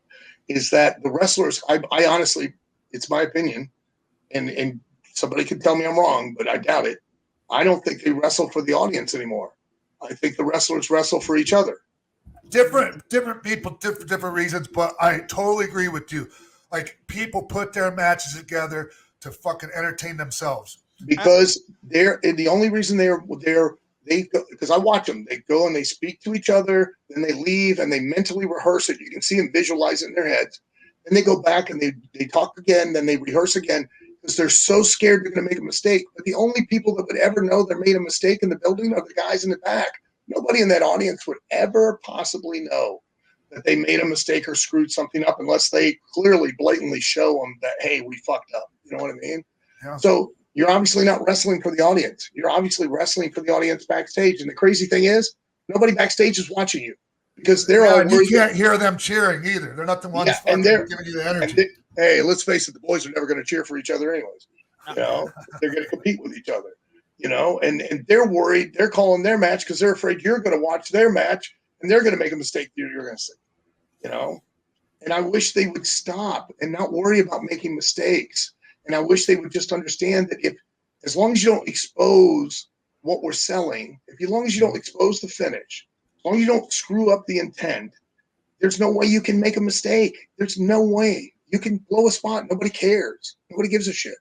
I spent nearly 14 years in the business, and not one person when I walked backstage ever asked me every night. Nobody ever asked me, hey, how good was your match? They only asked me, what's the house? That was it. Yeah. And now today, I never hear any of the talent ask, what's the house?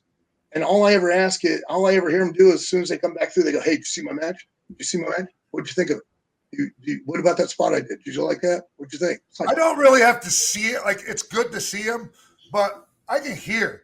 You can hear and you can feel. Tell me everything I need. I could be I could not be watching at all. Tell you had a good match or a bad match. You can feel it, not just hear it. You can feel it in the building. You know that. It's all a feel thing. You know, that's the other thing. They work for noise. They don't work for the feel. You know, I personally think that they're taking something that should be done instinctually, that should be done by feel, and they're intellectualizing it, and they're trying to do it by step 1, step 2, step 3, step 4. Hey, Al, this little thing made me think of something, man.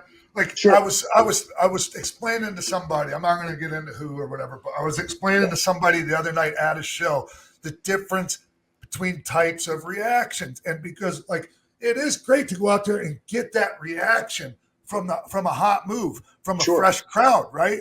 But you can tell the difference.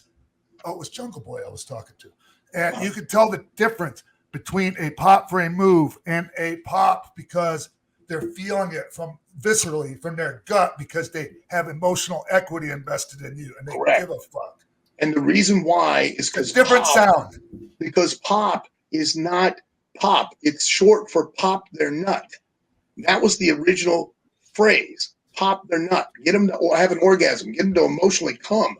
And that's why it's different. To your point, it is different because it's coming from underneath, and they truly do. They explode. They pop. It's coming from here, man. Deep inside. Yeah. Where they go, did you hear them pop on that move? No, they didn't. They made noise on the move, but they didn't pop on it. The sound, the pop, and then the sound is gone. Yeah. Right? Yeah, when it's coming from here, it carries like a note, like somebody's playing a guitar. It's just wrestling's just like fucking. You know what I mean? It's the same thing because the only place you pop is on the finish, and the only place an audience pops is on the finish. They pop on your entrance, turn around and go back in because all they want to do is eat a sandwich and go to sleep. I think I sat in on a seminar you did 15 years ago where you gave the exact same advice, by the way, for what it's worth. But nobody listens. They think I'm kidding, but I'm not kidding. Sean's I right. remembered. It's Wrestling is like built fucking, on and I'm the emotion. king of the 4-minute match. I'm made by the hour, kid. That's right. Al, you went Broadway with us here today. I want to thank you on behalf of both of us so much for the time. Oh, no. We Thank will you, definitely have you back. I feel like we've only scratched the surface. I could tell that the string in Sean's back got pulled because I could tell he wants to keep going here today. Man, it's just, you see, when I see people I haven't seen for a while, known for fucking decades. I know. It's nice to catch up, man. It feels It is. good. It makes me feel good. I feel way better now than I did when I started this. Good. I got to tell you, and I'll tell you, Sean, and I tell everyone, I love you because you guys. I was around you guys more than I was around my family. Exactly. Back in the day, and every time I see anybody nowadays, I make sure I tell them I love them. Dude, and even the people like I didn't get along with, people that hated me. I fucking love it. I love to see them, man. Absolutely. And even if they still don't like me, I'm like, look, okay, maybe you had a point. It doesn't matter. It's great to see you, and it's great to see you alive. We're all part of the same family. Once you're one of the boys, the real boys, you know what I mean, too. Mm-hmm. You know what I mean? You could be wrestling and not be one of the boys, You're one of the boys. Once you get there, it's no matter how dysfunctional it is, we're still all family. I mean, it's like being into Freemasons. Yeah, it kind of is. Yeah, it really is. Mm-hmm. Yeah. 2 interviews in a row, by the way, where he's alluded to the Freemasons. So yeah, we haven't really done very well at taking over the world as they have. Nope. So. We really dropped the ball. Al, where can people go to find you, follow you, support OVW, everything you're doing right now? Well, you can follow me at The Real Al Snow on Facebook, Instagram, and Twitter. Because there have been some fakes, and if somebody fakes me, listen, I'm just going to send you a message and say, raise the bar. I mean, come on. I mean, you're going to be a celebrity, be Brad Pitt or, somebody like that, or Don Johnson. Don't be me. What the fuck? ovwrestling.com or aswa.live. The Al Snow Wrestling Academy, which is part of OVW. And we are the only wrestling training school that is the only one in the world that is accredited by the State Office of Proprietary Education as an actual trade school. And we're working on getting our federal accreditation as well. So that means, just like a beautician's academy or a barber academy or a mortician school or masseuse, you can attend and you can use student loans and student financing eventually, not right now, but eventually. And we teach more skills than just in the ring. We teach operation of cameras, production, editing, directing, live event management, etc. So that, because it's not a matter of when, it's a matter of, or if, it's a matter of when somebody's career is going to come to an end in the ring, and they need to have other skills that they could still be able to go on and, be able to make a living. So, and I got a comic book that's coming out. It's a Broken Icon Comics, and also you can catch OVW TV on FITE TV live from 7 to 9 o'clock on Thursday nights Eastern Standard Time. We're also national on a bunch of different networks across the United States. We get into about 150 million homes. We're on Sky Sports in UK, and we're on Sports International in Europe, and we reach about 700 million homes across the world. And we're also on YouTube. So ovwrestling.com. Hey, Al, yes. Man, my last thing I want to tell you is thank you for sticking around and giving back. You know what I mean? Because a lot of us, man, we've gotten what we could out of the business, and then just, for different reasons, like some of us got fucked up and couldn't help it. Some just said, fuck it. And I got mine, and left. And, some people stick around and try to make it better for the people that are coming after us. I thank everyone who's let me get away with doing this for a living for the last 39 years. So it's amazing, right? It's like, what the fuck? I'm making a living doing this? I haven't had to grow up or have a real job for 39 fucking years. I can't complain. I don't know, man. You run a business, Al. You're an adult. That's why I got all this gray hair now, is because now I'm running a business. I've ribbed myself. I'm running a at least you're not fucking bald like me. No, but I got a white stripe running down my hair, so I look like one of the gremlins back in that movie. All right, everyone. That's it for this week's episode of Pro Wrestling for Life. I want to thank Frank the Clown. I want to thank my friend Al Snow taking an hour out of his time today. Well, it was actually the other day. Anyways, but thank you. I appreciate it. Nick, anyone else? No, that was it. I want to thank everybody out there just for supporting us. We've really just seen a lot of new listeners and viewers here the past couple weeks. If you like the show, the best way you can support the show is head to iTunes or whatever podcast platform you're on. Leave a nice comment. Leave a nice review. If you take a screenshot, you tweet us at ProWrest4Life, a screenshot of you and your review. We'll give you a follow. So engage us. We really appreciate your support. Yeah, I read those. Like I go on, I read those reviews like on the iTunes and all that. And I appreciate that. Like I read them and I appreciate them. So thank you everyone that takes the time out of your day to go do that. Yeah, and it really helps us a lot. It really, really does. So I'm at Nick_Hausman. He's the real X-Pac on Twitter. If you're going to be in Albany, New York, I'll be at the International Pro Wrestling Hall of Fame induction ceremony this weekend. And just stop by, say hi if you see me. That's it. So. Cool. End of show. Bye. Goodbye.